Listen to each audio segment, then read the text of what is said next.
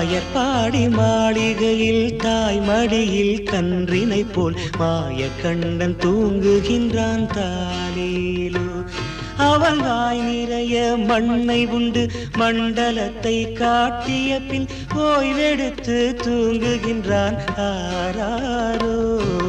ஓய்வெடுத்து தூங்குகின்றான் ஆராரோ. ஆயர்பாடி மாளிகையில் தாய் மடியில் கன்றினை போல் மாய கண்ணன் தூங்குகின்றான் தாலேலோ.